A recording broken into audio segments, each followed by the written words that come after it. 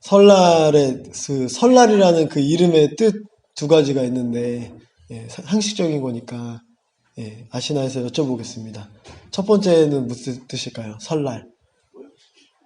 예? 아니요, 설날. 설날이 무슨 뜻이냐고요? 설날, 설자가 낯설다 할 때 그 설자예요. 그래서 낯선 날, 그래서 새해라는 뜻이 설날입니다. 그리고 두 번째는 설날이 뭐냐면 일어서다 할 때 그 설이래요. 그래서 일어서는 게 무슨 뜻인가라고 저는 생각은 하고 있었는데 아까 오늘 우리가 바위처럼이라는 찬양 노래 불렀잖아요. 그래서 그게 설날에 일어서다 할 때 뜻에 제일 가깝겠다라는 생각했어요. 그래서 우리가 바위처럼 굳건히 절망 가운데서도 서 있어야 되는 것처럼 원래 내 모습처럼 서는 거 그게 설날에서 얘기하는 일어서다라는 뜻이겠구나 그런 생각을 해봤습니다. 어쨌거나 새해가 시작하고 이제 한 달이 되지 않았는데 또 다른 구정, 새로운 또 새해를 맞이하게 되었습니다. 여러분들이 계획하고 소망하는 것들이 얼마나 잘 이루어지고 있는지 다시 한번 점검하면 좋겠습니다. 성부, 성자, 성령의 은혜가 저와 여러분의 삶 가운데 복된 평화의 기운으로 함께 하시기를 축원드립니다.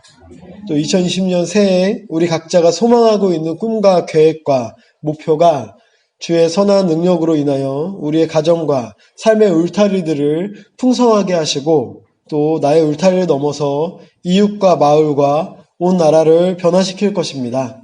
정의와 평화가 강물처럼 흐르는 하나님의 나라는 바로 우리 한 사람으로부터 시작된다는 것을 잊지 마시길 바랍니다. 우리 옆 사람과 함께 인사해 보겠습니다. 당신이 하나님 나라의 시작입니다. 이렇게 인사해 보겠습니다.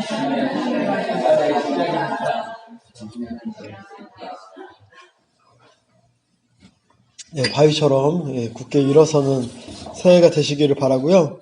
제가 지난 연말 연초에 외국에 나가 있었습니다. 한 20일 정도 있었던 것 같아요.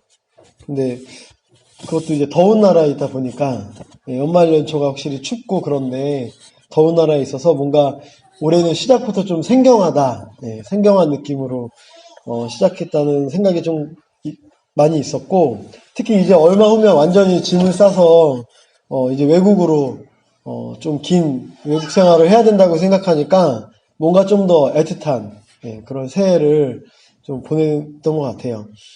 지난 수요일 날 오전에 제가 한국으로 이제 오전에 들어왔는데 들어오는 비행기 타면서 아내랑 그런 이야기 했습니다. 이번에 한국에 들어오면 다음번에 한국에 들어오는 비행기를 타는 건 아마 몇 년 후가 되지 않을까? 이제 앞으로 나가면 이 들어오는 비행기를 언제 탈 수 있을까? 이런 얘기하면서 이제 하고 있는데 그때 이제 안내방송 나오더라고요. 인천 에어포트 왔다고. 그래서 이 소리도 좀 그립겠다 그런 생각하면서 이제 착륙을 했고 차가운 공기를 맞이했죠. 옷은 얇은 반팔 입고 있었는데 제가 생각이 없어서 장기 주차장에다가 주차를 해놓고 반팔을 입고 나왔거든요. 근데 올 때는 괜찮았는데 이제 그러니까 외국 갈 때는 괜찮았는데 한국에 올 때는 좀 감기도 걸리고 그래가지고 장기 주차장까지 반팔로 가는데 진짜 얼어 죽을 뻔했어요. 진짜 춥더라고요, 한국은. 그래서 이번에 외국 가가지고 고생도 좀 많이 하고 눈물이 좀 많이 핑 도는 그런 시간이었는데 향수병이라는 말 있잖아요. 향수병. 고향을 가고 싶어서 병까지 나는 상태라고 하는데 이 말이 과연 뭘까? 왜냐면 저에게는 고향이란 단어가 와닿지는 않는 단어거든요. 제가 아무래도 이제 서울에서 태어나서 자라서 아마 그럴 것 같은데 제가 대학교에 대학교에 다닐 때는 저마다 제 친한 친구들이 다 고향이 있었어요. 제가 그때 IMF 이후에 좀 어려워가지고 기숙사에서 먹고 자고 하면서 빈대 생활을 좀 했었거든요. 그러니까 이제 기숙사에 있는 친구들이랑 많이 친해졌었어요. 근데 기숙사에 있는 친구들은 대부분 다 고향이 다 지방에 있잖아요. 그래서 제일 친했던 친구들이 뭐 태백, 밀양, 그다음 전라도 군산 뭐 이렇게 집이 있는 친구들 얘기를 들으면 고향에 대한 이야기를 들으면 좀 그게 좀 멋있어 보이기도 하고 나는 고향이 없어서 좀 박탈감을 상대적으로 느끼기도 했었거든요. 그래서 이 친구들이 뭔가 좀 시험 보거나 뭐 이렇게 좀 어려운 일 있으면 고향 가고 싶다 이렇게 한마디 하면 뭔지 그게 굉장히 멋있어 보이더라고요. 그래서 나한테도 고향 같은 게 있었으면 좋겠다. 그런 생각도 했었고, 또 이 친구들은 지방마다 동문회 모임 같은 걸 했어요. 그러면 뭐, 제천이다. 그러면 제천 동문회 하면, 동문회 선배들이 막 챙겨주는 것도 있고, 자기들끼리 무슨 축구도 하고 막 이렇게 하더라고요. 그래서 그런 게 좀 부러워 보였는데, 왜 서울에는 동문회가 없는가, 막 이런 생각도 하면서, 그렇게 나에게 고향이 있었으면 좋겠다라고 생각했는데, 제가 이번에 이제 외국에 잠깐 있으면서, 점점 나에게 아내랑 얘기하면서 고향이란 단어를 계속해서 얘기를 많이 하게 되는 거예요. 우리에게는 아내도 서울에서 나고 자랐기 때문에 고향이란 단어가 사실 없었는데 점점점 고향이란 말을 많이 쓰기 시작하더라고요.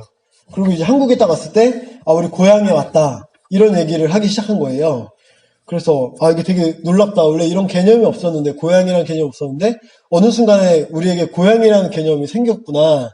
그래서 이런 생각을 해본 거죠. 고향이라는 게 원래 있는 게 아니고, 내가 어딘가로 떠날 때, 내가 뭔가 가장 친밀했던 곳을 떠날 수밖에 없을 때, 고향이라는 것은 생겨나는 거구나. 그런 생각을 이제 해보게 된 거예요. 그래서, 우리가 이제 떠날 때가 되니까, 그제서야 고향이라는 것이 생겼구나. 그래서 이제 한국이라는 것 전체가 우리에게는 고향이라는 느낌으로 다가오더라고요. 그리고 우리가 아는 어제도 제 친구들 오랜만에 이제 모임을 했었는데 이 친구들, 가족들, 또 교회 식구들이 우리에게는 고향 사람들이 되었더라고요. 그래서 제 아내랑 이야기하면서 인간이라는 것이 굉장히 신기하구나, 신비하구나. 우리에게 없었던 개념들이 이렇게 생겨나는구나. 그런 생각도 해보았습니다. 여러분들에게는 고향이라는 딱 단어를 떠오르면 어떤 단어가 떠오를지 좀 궁금합니다. 예, 여기 계신 분들 중에는 고향이 있는 분도 있고 없는 분도 계실 텐데 어쨌거나 고향이라는 단어는 원래부터 주어지는 것이 아니고 앞으로도 생겨날 수 있는 것이구나. 그리고 항상 우리가 마음속에 품는 어떤 것이 고향이구나. 뭐 이런 것들을 좀 생각해 보게 되었죠. 이번에 저하고 아내가 외국에 인도네시아에 나가서 40도가 넘는 고열을 이제 알았었어요. 그래서 처음에는 아내가 몸이 좀 뜨겁더라고요. 그리고 땀도 좀 나고 좀 끙끙 앓는 소리를 좀 내더라고요, 밤에. 그래서 무슨 일인가 했는데 다음날이 돼도 계속 몸이 아프다고 하는 거예요. 그래서 그런가 보다 하고 약도 주고 뭐 찜질도 좀 해주고 했는데 하루가 더 지났는데 하루가 더 지날 때까지 아팠거든요. 근데 우리가 같이 갔던 일행 중에 어린아이들을 데리고 갔던 가정이 두 가정이 있었어요. 근데 그 가정들은 다 체온계를 갖고 다니나 보더라고요. 근데 요즘에 체온계가 신기한 게, 원래는 귀에다 꽂는 것까지는 저도 봤거든요. 근데 요즘에는 이마에다가 이렇게 띡 하면은, 이마에 약간, 이게 숫자가 이렇게 딱 쓰여져요. 되게 좀, 약간 옛날에 그 666표처럼 이마에 이렇게 되게 무섭더라고요. 보신 적 있나요, 그거? 근데 아내 머리에다가 띡 했는데, 42.7인가? 이게 딱 뜬 거예요. 그러니까 우리도 주변 사람들도 아프다는 건 알았죠. 저도 아내가 열이 좀 있구나라는 건 알았는데 이게 숫자가 42.7이 뜨니까 사람들이 다 방금 이제 임수현 전사님 저 표정처럼 눈들이 다 동그래지고 저도 깜짝 놀랐죠. 그런 숫자를 본 적이 없어가지고. 그래가지고 그때부터 막 사람들이 난리가 났어요. 그래서 막 약도 갖다 주고 막 이랬었거든요. 그래서 저도 이제 그날 밤에 같이 지내면서 차라리 제가 아팠으면 좋겠다 할 정도로 좀 그런 시간을 보냈고, 결국 그 다음날 기도가 이루어져서 제가 아프기 시작했습니다. 그래서 저도 그날 오후가 되니까 한 42도 정도 되더라고요. 제 아내가 이제 점점점 온도가 떨어지고 저는 온도가 올라가고, 그래서 저도 한 3일 정도 그렇게 해서 저랑 아내가 총 5일 정도를 그렇게 릴레이로 알았었고요. 다행히 이제 다른 사람들에게 전파는 안 됐었는데, 정말 그 열이라는 게 신기한 게, 열 올랐구나 이 정도 할 때는 느낌이 없었는데 그 숫자가 딱 눈에 들어오니까 진짜 많이 아프구나 이런 생각을 해보게 되었습니다. 그러면서 제 아내랑 저랑 제일 많이 했던 얘기가 집에 가고 싶다. 둘 다 너무 아프니까 집에 가고 싶다라는 얘기를 계속 했던 것 같아요. 그래서 이 외국에 지내는 게 이런 느낌인가? 그동안은 여행하고 할 때는 몰랐는데 이번에는 좀 성교훈련이라는 이름으로 아침, 점심, 저녁 계속 좀 약간 뭐라 그러죠? 강행군 뭐 이런 걸 한 거예요. 기도도 많이 하고 평상시보다. 그랬더니 좀 그래서 아팠는지 모르겠는데 하여튼 제 아내랑 저는 좀 그런 애틋한 시간을 보냈던 것 같아요. 연초부터. 그러면서 오늘 제가 사실 이 말씀은 예전부터 같이 나누고 싶었던 말씀이에요. 네, 오늘 말씀이 탕자의 귀향, 탕자의 비유죠. 예수님이 잃은 양 비유를 연속으로 하거든요. 잃은 양, 잃은 양 찾는 게 얼마나 귀한 건지. 그리고 한 여인이 드라크마를 집에서 잊어먹어요. 동전을. 그러니까 그 동전으로 온 집안을 청소하면서 이제 찾는 이야기. 그리고 나온 게 이제 하이라이트에 해당하는 오늘 그 탕자의 비유라고 할 수 있죠. 여러분들이 아마 잘 아는 이야기일 겁니다. 이 아들이 2명 있는 거예요. 아들이 2명 있는데 둘째 아들이 자기 몫을 아버지에게 요구를 하는 거죠. 이 이스라엘에서 자기 몫을 아버지에게 요구하는 게 사실은 지금 우리가 그냥 유산 달라고 하는 거랑 좀 다른 개념이라고 하더라고요. 이 당시에는 아버지, 그 가장을 통해서만 그 가문이 유지될 수 있었던 시대였기 때문에 이 아버지에게 내 몫을 달라는 거는 아버지가 이제 죽어도 좋습니다라고 하는 얘기래요. 그래서 당신 빨리 죽으세요 라고 하는 얘기랑 거의 같은 얘기였기 때문에 이 아버지가 이 둘째 아들에게 자기 몫을 달라는 얘기를 들었을 때 얼마나 충격적이고 자기 몫을 줄 게 아니고 그 아들에게 벌을 내려야 되는 게 마땅한 그런 시대적 상황임에도 불구하고 아버지가 자기 둘째 아들에게 이 몫을 준 거죠. 그 다음에 이 아들은 어디로 가냐면 먼 지방으로 갔다고 표현되어 있습니다. 오늘 13절을 보시면 며칠 뒤에 작은 아들은 제 것을 다 챙겨서 먼 지방으로 가서 어쨌거나 그들이 살던 그 지역을 떠나서 그들이 영위하던 그 문화권을 떠나서 이 둘째 아들은 먼 지방으로 간 거예요. 그래서 그 다음에 결과는 우리가 다 알고 있죠. 모든 돈을 탕진하고 그 다음에 정말 노예보다도 못한 삶으로 먹을 것이 없어서 자기가 머슴 노릇을 하다가 이렇게는 굶어 죽겠다. 돼지나 먹는 쥐염룡을 먹다가 이렇게 하면 차라리 굶어 죽는 것보다는 내가 고향으로 가서 아버지의 머슴으로 사는 게 좋겠다. 그래가지고 이제 고향으로 귀향하는 그 이야기를 우리가 알 수가 있죠. 이 이야기를 제가 처음에 와닿게 만난 건요. 그 헨리 나우엔이라고 하는 유명한 영성가가 있는데 이 헨리 나우엔이 쓴 탕자의 귀향이라는 책이 있습니다. 이 탕자의 귀향이라는 책은 헨리 나우엔은 결국 라르시 공동체라고 장애인 공동체에 들어가서 이 사람이 하버드 교수기도 했거든요. 근데 자기의 모든 것을 버리고 말년에 한 10년 동안을 라르시 공동체라고 지금도 전 세계에 10개 정도의 공동체가 있어요. 장애인들이 함께 사는 공동체인데 캐나다에서부터 시작한 그 공동체에 들어가서 이 사람이 자기의 어떤 교수직이나 모든 걸 버리고 거기 가서 이제 생활하기 직전에 이 탕자의 귀향이라는 이야기를 듣고 감동을 받아가지고 라르시 공동체에 가게 되는 그 계기가 됐던 이야기를 책으로 쓴 책입니다. 탕자의 귀향. 근데 이 책을 쓴 가장 큰 계기 중에 하나는 이 그림 잘 안 보이시죠? 이 그림이에요, 사실. 이 그림이 제목이 탕자의 귀향이라는 제목이고요. 여러분들도 아마 들어보셨을 텐데 렘브란트라는 유명한 화가, 네덜란드 화가인데요.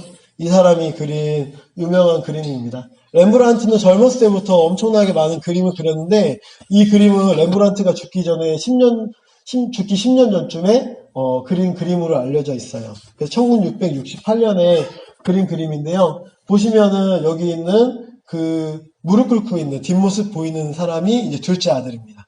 탕자라고 흔히 얘기하는 사람이고 작은 아들인 거죠. 그 다음에 이제 그 작은 아들의 어깨에 손을 얹고 있는 저분이 이제 아버지고요. 그 다음에 이제 오른쪽에는 세 사람이 있어요. 근데 오른쪽에 세 사람 중에 제일 거만하게 생긴 오른쪽 저 끝에 있는 사람이 누굴까요? 저 사람이 큰아들이에요. 그리고 그 옆에 있는 사람들은 청직이라고 합니다. 거기 그 머슴 같은 분들이죠. 같이 아버지의 그 농장에서 일하는. 저 그림을 보고 이 헨리 나우엔이라는 사람이 너무 충격을 받아가지고 이 그림을 복사본으로 보고 이 그림이 어디에 있냐면 러시아의 상트페테르부르크라고 하는 그 피터스버그라고 하죠, 영어로. 거기 가면은 에미리타주라는 박물관이 있거든요. 그 박물관에 이 실물이 있어요. 제가 어떻게 잘 아냐면 제가 거기 실물을 보고 왔기 때문입니다. 그런데 이 렘브란트 자랑이에요. 직접 봤어요. 근데 사실은 제가 이 그림을 볼 때는 이 그림이 얼마나 유명한지 몰랐어요. 그냥 이 그림 앞에 사람들이 줄 서 있어가지고 뭔가 그러고 갔더니 그냥 보니까 탕자의 그런 거구나 라고만 알고 있었죠. 이게 렘브란트가 그렸는지 그런 거 몰랐고. 근데 돌아와서 이 헨리 나우엔이 쓴 책을 봤더니 이 그림이 있는 거예요. 그래서 너무 재밌다. 그래서 그 책을 읽기 시작했는데 이 그림을 보고 완전히 바뀐 헨리 나우엔의 이야기를 듣고 되게 감동을 받았던 그런 겁니다. 근데 이제 제가 이 이야기를 한번 나누고 싶었는데 이번에 책을 다시 가져갔었거든요. 인도네시아 갈 때 이 책을. 그러면서 읽는데 이 책에 그 두 아들의 이야기가 굉장히 좀 마음에 와닿아가지고 여러분들과 함께 나누고 싶다. 그 다음에 고향으로 돌아가고 싶다던 나의 어떤 마음과 그 다음에 이 탕자가 고향으로 돌아가고 싶은 마음이 약간 계기는 다를지라도 좀 어떻게 보면 영적으로는 좀 비슷한 방향성을 가지고 있구나. 그런 생각을 이제 해보게 되었습니다. 작은 아들 보면은 여기서 보면 굉장히 중요한 이 그림의 특징 중에 하나는 이 작은 아들의 표정이 보이지 않는다는 데 있다고 해요. 이 작은 아들이 과연 지금 어떤 표정을 짓고 있을까? 이 렘브란트도 이 그림을 그리면서 이 작은 아들의 표정을 상상하지 않았다고 합니다. 왜냐하면 이 작은 아들, 이 모든 그림을 보면서 모든 사람은 상상할 거 아니에요. 아마 작은 아들을 자기의 어떤 자아에 투영시킬 거예요. 왜냐하면 우리 스스로가 대부분이 다 하나님 앞에는 범죄한 사람들이고 그 다음에 방황하는 사람들이기 때문에 우리가 다시 방황하다가 하나님 앞에 돌아왔을 때 또 우리를 맞이해주는 우리 소중한 가족과 사랑하는 사람 앞에서 무릎을 꿇을 수밖에 없는 상황에서 과연 우리는 어떤 표정을 지을까? 그거는 이제 각자가 다를 것 같습니다. 그래서 이 렘브란트는 이 작은 아들의 표정은 보여주지 않았대요. 하지만 다른 사람들의 표정은 보여줍니다. 이 작은 아들을 바라보는 다른 사람들의 표정. 가장 주목할 거는 아버지의 얼굴 표정과 우리 큰아들의 형님의 얼굴 표정이래요. 보면은 아버지하고 형님은 똑같이 생겼다는 걸 알 수가 있다고 합니다. 렘브란트는 일부러 똑같이 그렸대요. 아버지하고 형을. 똑같이 그렸고 하지만 다른 표정으로 그렸다고 합니다. 아버지는 한없이 자애로운 모습으로 우리 작은 아들을 품어주는 모습으로. 근데 똑같이 생긴 큰아들은 그걸 멀리서 바라보면서 어떤 다른 음흉한 마음을 품고 그것을 정죄하는 마음으로 바라보는 것으로 이제 이거를 표현했다고 그래요. 불 켜주시면 되겠습니다. 이 탕자의 귀향의 이 이야기의 가장 큰 메타포는 두 가지인데 이 바로 작은 아들과 큰 아들의 이야기라고 합니다. 작은 아들은 지금 방황하고 돌아온 거예요. 어디로 방황했냐? 먼 지방으로 방황했다고 합니다. 이거는 물리적인 거리이기도 하고 영적인 거리이기도 하다고 해요. 하나님께서는 우리들을 세워주시고 우리들이 마땅히 살아갈 수 있는 터전을 주시고 또 우리들에게 영적인 고향으로서 우리들의 삶을 인도해 주시고 지켜주셨는데 그것들을 우리가 떠나가는 모습들이 많이 있었다고 합니다. 그래서 이 작은 아들은 그것을 실질적으로 물리적으로 보여주는 거죠. 완전히 떠나버려서 자기가 원하는 곳으로 자기의 방향성대로 하나님을 완전히 떠나서 살아갔다라는 겁니다. 그런데 이제 작은 아들의 방황은 우리가 이해하고 작은 애들에는 우리가 감정이입을 하는데 렘브란트가 사람들에게 진정으로 이 그림을 통해서 메시지를 전하고 싶었던 것은 이 탕자의 비유에서도 마찬가지인데요. 우리는 탕자의 비유라고 이 책을 읽잖아요. 근데 어떤 성서에서는 맏아들의 비유라고 표현하거든요. 이 구절을. 이 구절은 결국은 집을 떠났다 돌아온 잃어버린 작은 아들에 대한 이야기가 아니고 그 작은 아들을 저 눈빛으로 쳐다보는 맏아들의 이야기다라고 해석하는 신학자들도 많이 있다는 것이죠. 렘브란트 또한 이 그림의 핵심은 결국은 얼굴을 들지 못하는 이 작은 아들, 그 다음에 그 작은 아들을 정말 따뜻한 손으로 손으로 등을 잡아주시는 아버지를 그리는 게 목적이 아니고 진정한 목적은 그것을 어떻게 바라보고 있는 저 큰 아들의 얼굴 표정이 핵심이라고 합니다. 작은 아들은 영적으로 멀리 떠났다 지금 돌아왔잖아요. 근데 문제는 큰 아들은 아직 돌아오지 못했다라는 게 오늘 렘브란트가 우리에게 그림으로 보여주고 싶은 이야기이고요. 오늘 성서 구절이 우리에게 이야기하고 있는 것이 그것이에요. 작은 아들은 물리적으로 지금 멀리 떠났지만 큰 아들도 지금 떠나 있는 겁니다.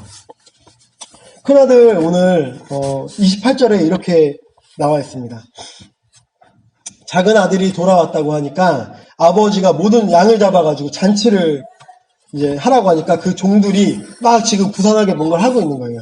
그랬더니 지금 농사를 짓고 돌아오는 큰아들이 지금 집에 무슨 일이 있냐? 라고 물어봤더니 지금 작은 아드님이 오셔가지고 지금 잔치가 벌어지고 지금 빨리 분주합니다. 큰아들도 가야 됩니다. 라고 했더니 큰아들이 이렇게 얘기한다고요. 28절에.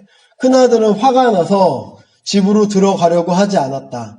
아버지가 나와서 그를 달랬다. 그러나 그는 아버지에게 대답하였다. 나는 이렇게 여러 해를 두고 아버지를 섬기고 있고 아버지의 명령을 한 번도 어긴 일이 없는데 나에게는 친구들과 함께 즐기라고 염소 새끼 한 마리도 주신 일이 없습니다. 그런데 창녀들과 어울려서 아버지의 재산을 다 삼켜버린 이 아들이 오니까 그를 위해서는 살찐 송아지를 잡으셨습니다. 라고 이제 큰아들이 불평을 이야기하는 거죠. 그랬더니 이제 아버지가 나중에 큰아들을 달래면서 했던 게 여기 있는 모든 것이 다 너를 위한 것이 아니냐라고 이제 얘기하면서 오늘의 이제 비유는 마무리가 짓는데요. 렘브란트는 오늘의 그림에서 그렇게 얘기하는 거예요. 결국 진정으로 방황하고 있는 것은 누구인가? 그 다음에 진정으로 다시 고향으로 들어올 가능성이 전혀 없는 것이 누구인가? 큰아들이라는 거예요. 왜냐하면 큰아들은 자신이 아버지 옆에 꼭 붙어 있었다고 생각하고 있는 겁니다. 근데 진정으로 지금 보면 아버지랑 가장 멀리 떨어져 있는 게 큰아들이죠. 아버지의 마음과 가장 멀리 떨어져 있고 아버지의 기쁨도 이해하지 못하고 아버지의 슬픔도 이해하지 못하고 아버지가 원하는 아버지의 뜻도 전혀 이해하지 못한 게 큰아들이라는 것이죠. 사실은 우리가 신앙생활을 한다는 거는 결국 무엇이냐, 우리가 윤리적으로 올바로 살아가는 것이 과연 하나님께서 우리에게 가장 원하시는 일일까? 우리가 우리의 뜻대로 잘 되는 것이 하나님께서 가장 우리에게 원하시는 일일까? 결국 사실은 하나님이 우리에게 가장 원하시는 것은 하나님의 기쁨이 무엇인지, 하나님의 슬픔이 무엇인지, 하나님이 우리에게 허락하신 하나님의 뜻이 무엇인지를 가장 이해하려고 노력하고 서로와 함께 동행하려고 하는 것이 하나님께서 가장 원하고 바라는 삶일 것 같아요. 하나님의 자녀로서 우리 자녀들에게 원하는 것은 그런 거일 것 같습니다. 하나님의 기쁨을 이해하고 하나님의 슬픔을 이해하고 신앙생활 한다는 것은 결국은 하나님의 어떤 재력과 하나님의 권능과 하나님의 능력을 의지해서 우리가 원하는 삶, 우리가 바라는 삶을 살아가는 것이 아니고 하나님과 함께 동행하는 삶을 걸어가야 되는 것일 텐데 이 아버지에게는 작은 아들도 큰 아들도 그렇게 동행하지 못했던 것 같아요. 작은 아들은 자기를 완전히 떠나버렸고 자기의 어떤 권능에만 의지하려고 해버렸고 하지만 큰아들은 옆에 붙어있는 것 같지만 동행하는 것 같았지만 결국 동행하지 못하고 다른 생각으로 살아가는 모습을 볼 수가 있었습니다. 제가 제 아내가 아팠을 때 이틀 동안 좀 당황했었어요. 아내는 온몸이 뜨겁고 아내는 지금 무슨 생각을 하고 있고 얼마나 아픈지를 제가 알 수가 없는 거예요.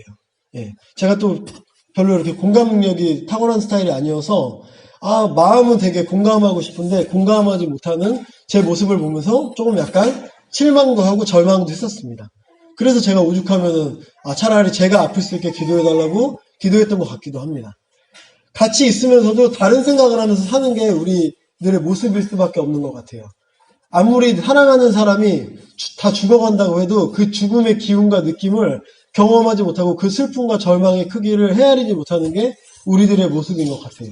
내 옆에 있는 사랑하는 사람, 또 내 옆에 손을 만질 수 있는 사람도 아파도 그럴 텐데 눈에 보이지도 않고 잘 평상시에 느껴지지도 않는 하나님의 마음을 우리가 어떻게 헤아릴 수 있을까? 또 하나님의 기쁨과 하나님의 슬픔을 우리가 어떻게 경험할 수 있을까? 그것이 결국은 우리 그리스도인들이 가져야 될 숙제이고요. 또 우리 그리스도인들이 하나님의 뜻대로 살지 못하는 어떤 이 괴리감의 어떤 실제인 것 같습니다.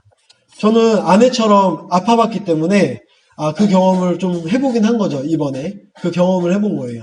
근데 우리가 하나님처럼 될 수가 없잖아요. 하나님의 그런 깊이 있는 어떤 그런 존재성을 우리가 경험하기는 쉽지 않기 때문에 신앙생활을 한다는 건 결국은 내가 십자가를 진다라는 거 그거랑 거의 동의어이지 않을까. 하나님의 존재성을 내가 경험한다는 거, 예수 그리스도가 가졌던 그 사랑과 또 은혜와 깊이의 그 마음들을 우리가 한번 공감해보고 한번 깨달아 본다는 건데, 아, 그게 과연 가능할까? 2020년에는 우리가 과연 그렇게 살아볼 수 있을까? 그런 생각을 해보게 된 것입니다. 가장 슬픈 건 이 맏아들, 큰아들과 같은 경우일 것 같아요. 내가 아버지와 함께 살고 내가 아버지의 모든 것을 내가 지금 짐을 지고 가고 있다고 혼자 착각은 하고 있는데 아버지의 마음은 굉장히 공허한 겁니다. 이 큰아들이 오히려 먼 지방으로 떠났던 작은 아들보다 자기랑 훨씬 더 괴리감이 있고 훨씬 더 멀리 떨어져 있다는 것을 경험할 때 얼마나 큰 절망이 있었을까. 사실은 본인은 방황하고 있지 않다고 착각하는 그 사람이 가장 큰 어떤 굉장히 어려움을, 그러니까 하나님과 동행하기에 가장 큰 어려움을 갖고 있지 않을까, 그런 생각을 해보게 됩니다. 이번에 제가 외국에 가면서 고향으로 가고 싶다라는 마음을 가져보게 된 거예요. 근데 고향으로 가고 싶다라는 말은 다른 게 아니고 원래 내가 있어야 될 곳, 내가 가장 편안한 곳에 있고 싶다라는 마음인 것 같습니다. 우리 그리스도인들에게 내가 가장 편안한 곳, 내가 가장 있고 싶어야 되는 곳이 어디일까 생각해보면 anywhere인 것 같아요. 그 어느 곳이나 상관없는 것 같습니다. 그곳이 하나님과 동행하고 있다라는 마음이 있으면 그것이 우리에게는 본향일 수 있고 천국일 수 있다라는 거죠. 둘째 아들이 먼 지방으로 지금 방황을 했다 하지만 사실은 하나님과 동행하고 있다, 가족과 내가 함께하고 있다라는 마음이 있다고 하면 굳이 고향으로 돌아오지 않아도 그의 마음이, 그의 삶이 아까 얘기한 것처럼 바위처럼 든든히 서가는 인생을 살아갈 수 있었을 텐데, 그가 하나님과 동행하고 있다, 가족과 동행하고 있다, 내가 마땅히 있어야 될 곳에 있다라는 마음이 없었기 때문에 그가 굉장히 그의 삶이 계속해서 무너지는 것을 아마 경험했을 것 같아요. 같은 마음으로 항상 자기가 있을 곳에 있다고 착각하는 큰아들도 진정으로 그 아버지의 마음과 합하지 않으면 그가 그 자리에 있다고 할지라도 그곳은 고향이 아니고 멀리 있는 그러니까 타향살이일 수밖에 없다는 것을 우리가 알 수가 있는 겁니다. 2020년 제가 귀향이라는 오늘 말씀의 제목을 같이 나누고자 한 것은 여러분들이 마땅히 있어야 될 곳에 여러분들이 있는가, 영적으로 하나님이 여러분과 동행하는 그 자리에 있는가 다시 한번 우리가 돌아보았으면 좋겠습니다. 몸이 멀리 떨어져 있어서 우리들의 마음이 헛헛한 것이 아니고 우리들의 마음이 뭔가로 채워지지 않아서, 마땅히 채워져 있어야 될 것으로 채워지지 않아서 영적으로 방황하면서도 방황하는 것으로 인지하지 못해서 우리들의 삶이 헛헛하고 우리들의 삶이 굉장히 지금 만족스럽지 않은 것이 아닌가, 이런 생각을 해보게 됩니다. 창세기 28장 17절에 야곱이 나오죠. 야곱의 사닥다리라고 하는 꿈을 꿔요. 야곱은 이때 어땠냐면 자기 형의 축복권을 가로채고 지금 형으로부터의 살해 위협 때문에 도망쳐 나온 상황입니다. 그래서 브엘세바를 떠나서 하란이라는 곳으로 가는 그 중에 야곱이 노숙을 하게 되죠. 하룻밤. 얼마나 비참하고 절망적일까요? 야곱이 거기서 꿈을 꾸게 됩니다. 그 꿈을 꾸면서 사닥다리에 올라가서 하나님을 진정으로 만나고 야곱의 아버지인 야곱의 할아버지인 아브라함에게 동일하게 얘기해 주신 하나님의 이야기를 듣습니다. 너를 통하여 이 민족이 복을 받고 너가 있는 이 자리에 하나님 나라가 펼쳐질 것이더라고 야곱에게 이야기해 주시거든요. 야곱이 그 얘기를 딱 꾸면서 돌베개를 베고 있다가 일어나자마자 그 돌베개를 거기다 땅에 딱 놓고 기름을 부은 다음에 거기서 기념을 해요. 거기를 뭐라고 표현하냐면 베델이라고 표현합니다. 예. 그 베델이 무슨 뜻이냐면 하나님의 집이라는 뜻이에요. 그러면서 야곱이 고백하죠. 내가 미처 여기가 하나님이 함께 계신 줄 몰랐구나. 그러면서 하나님이 계신다고 하면 그 어디나 하나님의 집이고 천국으로 들어가는 문일 텐데 내가 그걸 미처 몰랐구나. 그런 생각을 야곱이 거기서 그런 고백을 합니다. 그리고 거기를 베델이라고 표현하거든요. 우리가 있는 그 어디든 하나님이 동행하고 하나님 나와 함께 있다라는 꽉 찬 마음이 있으면 그곳이 하나님의 집이고 천국으로 들어가는 문이고 그것이 우리의 고향일 텐데 우리들이 과연 있어야 될 곳에 서 있는가 다시 한번 돌아보는 2020년이 되기를 원합니다. 저는 이제 5월 초 정도에 이제 라오스로 떠나게 되는데 그래서 다시 한번 생각을 해보게 돼요. 떠도는 게 어떤 것인가? 나에게 고향은 무엇인가? 내가 있어야 될 자리는 어디인가? 생각을 많이 해보게 됩니다. 물리적으로 간다고 하니까 생각이 복잡해지는 거예요. 하지만 여러분들도 다르지 않은 것 같습니다. 여러분들의 삶의 자리는 바뀌지 않지만 여러분들의 영적인 어떤 생각과 또 정서적인 마음과 또 여러 가지 삶의 여러 가지 변화들이 여러분의 삶을 계속 요동치게 만들 텐데, 그럼에도 불구하고 여러분들이 잊지 말아야 될 생각은 내가 있을 곳에 있는가, 내가 가야 될 곳에 가고 있는가, 하나님의 기쁨과 슬픔을 나는 공감하며 하나님이 가리키는 방향으로 내가 하나님과 동행하고 있는가, 여러분들도 아마 고민하고 기도해 하셔야 되는 제목이라고 생각합니다. 2020년 저에게나 여러분에게나 하나님의 무한한 은혜와 또 무한한 인도하심이 우리들의 삶을 붙잡아 이끌 텐데요. 무엇보다도 하나님이 이끄는 곳으로 순종하며 걸어가고 동행하는 저와 여러분이 되기를 주님의 이름으로 축원을 드립니다.